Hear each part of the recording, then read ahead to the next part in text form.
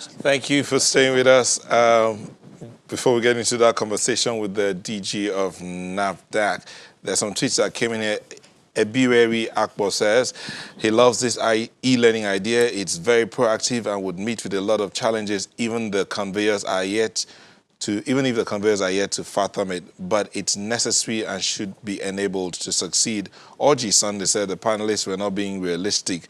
Those solutions sound so political, speculative, and superficial and unrealistic. He says so many factors like poverty, illiteracy, and poor funding will make it difficult for these ideas to work in Nigeria. The fact that they're even thinking of it. Henry Obaseki says he wants the government to be held accountable. He said they're yet to hear from the presidency. How can this be right? And I think that's over to you. I'm not making any comment about that one. No. I'm moving on to the next topic, which is a chat with Professor Moji Adeyeye, who's the Director General of NAFDAC. Good morning, and thank you for coming. Good morning. It's good to be here. Yes, when the DG was talking yesterday, many came away with the impression that that NAFDAC was approving chloroquine as a cure for COVID-19. That is not the picture at all. Apparently, what she was trying to put across to us was that chloroquine had been approved for trial. Well, she's right here, and she's going to explain it all to us all over again. Welcome, Professor Adeyeye. Thank you so much. Thank you. We understand that some people have rushed out and bought some chloroquine. There was a story in some paper about some guys who had running stomach because they stuffed themselves full with chloroquine, arising from, they said, what the DG of NAFDAC said. Actually, the president of U.S., Trump, or President Trump, announced 2 days ago that the country, U.S., is going to support the clinical trials involving chloroquine. Yesterday morning, I was talking with my niece in London, and he said he went on Boots online. Boots is Boots Pharmacy. Everything is out of stock. This was yesterday morning before I talked. So this has been going on before I spoke. However, yesterday what I intended to bring out is that there are clinical trials that are going on in China, in the US, involving chloroquine. Clinical trial is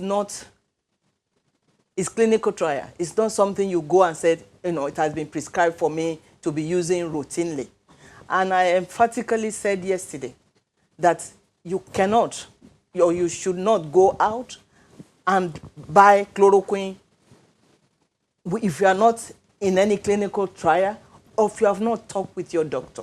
Okay. The Ministry of Health, the Honorable Minister of Health, is directing the updates and the affairs of COVID-19. And people are taking it the wrong way in terms of rushing. And all this rushing came before I spoke yesterday. Yeah, but by the way, isn't chloroquine on the list of discontinued drugs? So how come some people, some pharmacists or chemists or whatever they're called, are still having chloroquine to sell to anybody? Actually, chloroquine was discontinued many years ago because of the fact that the parasite developed resistance to the drug, which means people can use it and it will not work. That was why we turned to combination anti-malaria medicines. However, actually, before I go to the however, and NAFDAC has been doing post-marketing surveillance, mopping out any chloroquine that is on the market. Because monotherapy doesn't work. We now have combination. But I will give you an example of a relative. This relative was admitted, and I asked, what happened? He said he couldn't walk. I said, you couldn't walk. Do you have stroke? He said, no. He had malaria and bought Nevaquin. I said, what? This was about 3 months ago. I said, you bought Nevaquin? Where did you get it? This is in Lagos. Mm-hmm. And he said he started itching and couldn't walk. I said, do you have stroke? Is it on one side or not? So when he didn't walk, he couldn't walk, he went to buy combination. Mm-hmm. The combination is fake. When he told me the name, I typed it on my computer. I said, oh, this is one of the drugs that we're running after, the fake medicine. The problem is that Nevaquin or Chloroquine are still being brought into the country through porous borders, and people get ill. They become ill. He was in the hospital for 2 weeks. That is why it is very, very important that we take cognizance of people that will fake this chloroquine. That is what I wanted to avoid. That if it's going to be used for clinical research at all, it should be from designated manufacturers. Yes. Mm. Because people will fake it for our own people. Some of our people will fake it. And our people will get sick. They will be hospitalized. Some people may die. So the message is chloroquine is being looked at for clinical research. And for clinical research, NAFDAC is supposed to be part of it, and we are part of clinical research in the sense that if a group of researchers want to do clinical research, they have to come to NAFDAC with their clinical protocol. If they want to order a medicine for clinical research and it's not available here, they have to come through us. If it is available locally, we will work with them to make sure that that medicine, they could get it. That is the point that I was making yesterday, because I want to be on the same page with the Minister of Health. Okay. So in other words, in fact, there's not supposed to be any chloroquines in any shelves, in any pharmacy in this country. No. So any chloroquine you see is not one that is approved by NAFDAC, and you should not use it. You should not use it. You should not even buy it. No. So you should actually report it. Yes. You should report it to NAFDAC. You should report it because this may be substandard falsified medicines. And if it is just putting nothing inside the medicine, inside the capsule or tablet, it will be better in a way. Yeah. But some people will put medicine or the drug that will harm, make you sick, or chemical that will harm us. So that is why people, we have to be very, very cautious for people not to rush out and purchase chloroquine. We don't have a prescription culture here. In the US, it will be prescribed. Yes. All right. We will take a moment, and when we'll come back, we'll be talking with Professor Adeyeye as regards the role of the MSMEs and what is the hope in this COVID-19 situation that we found ourselves in. We'll be back in a moment. Please stay with us.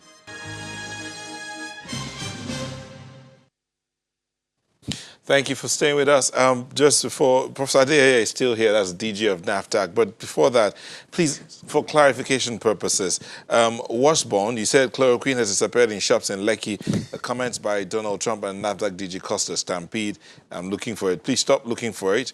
Captain Ademola says, please ask the NAFDAC DG what does it take to announce chloroquine as a prescription drug and make uncontrolled sales a criminal offense with immediate effect. Please, she has just explained here today that she never said it, and she said it here that she didn't say it was a prescription drug.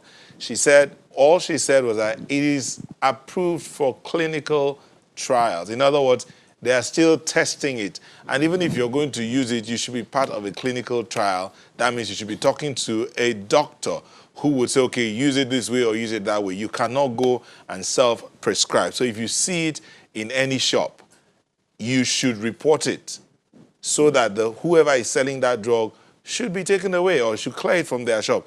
It is not for sale. it is not for sale It has been discontinued. in Nigeria. Okay, so Professor Adeyeye, staying with this matter of COVID-19 and clinical trials and all manner of recommendations that have come up, what role can the manufacturers, the MSMEs, play in all of this? Because it looks as if there is no hope. There is hope. And NAFDAC is a player in that field. We have thousands of micro, small, medium-sized enterprises in our databases. The MSMEs are a block of businesses that are still making this country to thrive. They are contributing significantly to the GDP. NAFDAC, actually, let me go back last week, Monday. Maybe more than 200 people of us congregated at the CBN.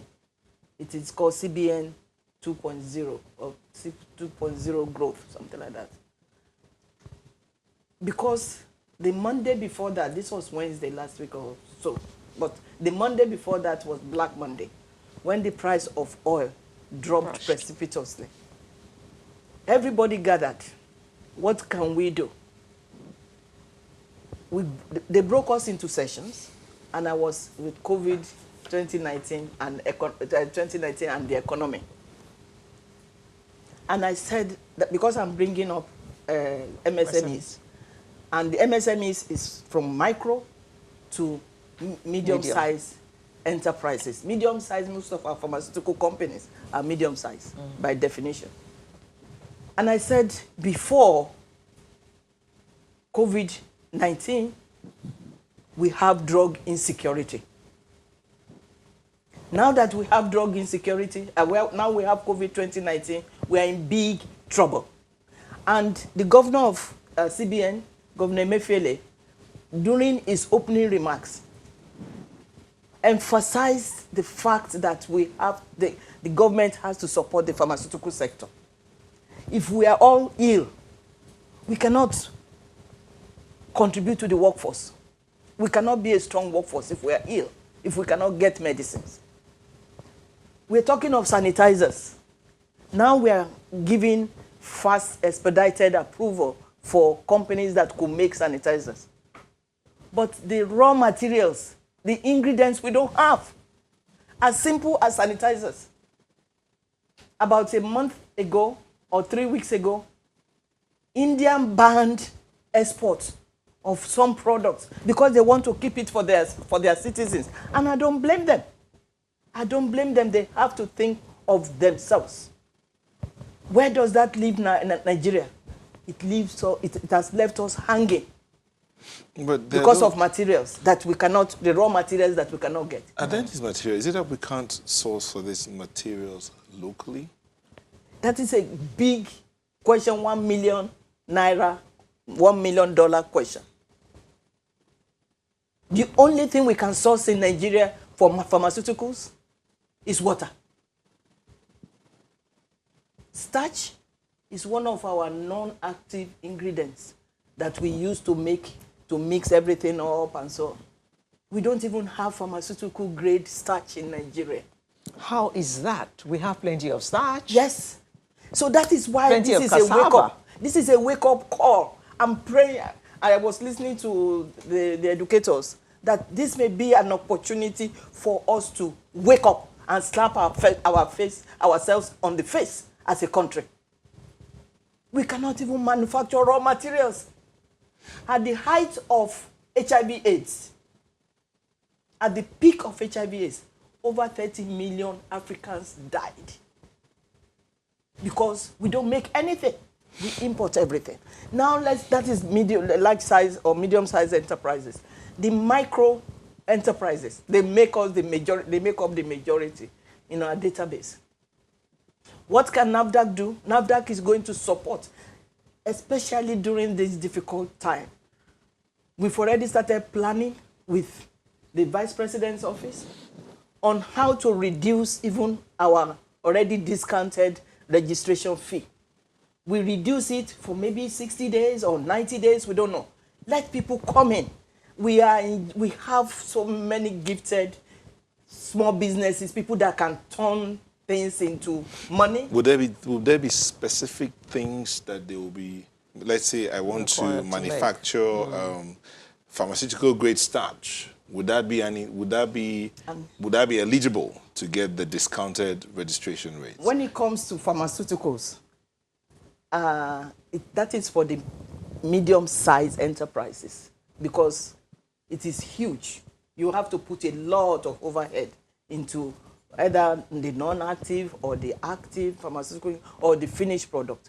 But the ones that make up the chunk in our database are the micro. We want to encourage them to register. They have to register on CAC. And CAC has made it much easier now to register. Once they have their CAC document, registration number, and they have their ideas, we will give them further discount. We have a committee that is already working on that. Why? Because at this point in time, we cannot leave our MSMEs hanging. They are the ones driving the economy. They are the ones that stay at home. Most of them stay at home to take care of the children. Okay. Just before we let you go, a very quick answer here. I asked the question and I'll ask it again. Is NAFDAC going to give some kind of incentive? What incentive is NAFDAC going to give to pharmaceutical companies that are going to be looking at the specific need to manufacture some of the things we need since we can't import anymore? What NAFDAC can do is expedite their review. Because these companies are kind of giant companies, it is what should our government do? What is CBN talking about? Which was what Governor Emefiele mentioned last week, that they're going to support the pharmaceuticals by giving them intervention fund. If we don't manufacture anything, we should give concession in terms of tax, custom duties, and so on, so that people can bring all these materials in, equipment, capsules. Sometimes, I don't know the custom duty on capsules that you use to contain your tablets. So it's, or your powder rather. So it is what the government can do. Professor Moji Adeyeye, but just before we let you go, there's a message here. There's Yes. a particular kind of chloroquine phosphate, which they say carries NAFDAC number, and it's on sale in the country. I will show the picture to you when we go off air. I hope it's not fake. Okay. Well, we have been speaking with Professor Moji Adeyeye regarding the COVID-19, especially regarding her pronouncements concerning chloroquine as a cure for COVID-19. It is not a cure. Thank you very much for coming, Professor. Much. Thank you for having me. Thank you. Thank you, and have a nice weekend. Sunrise will be right back with another interesting conversation. Please join us.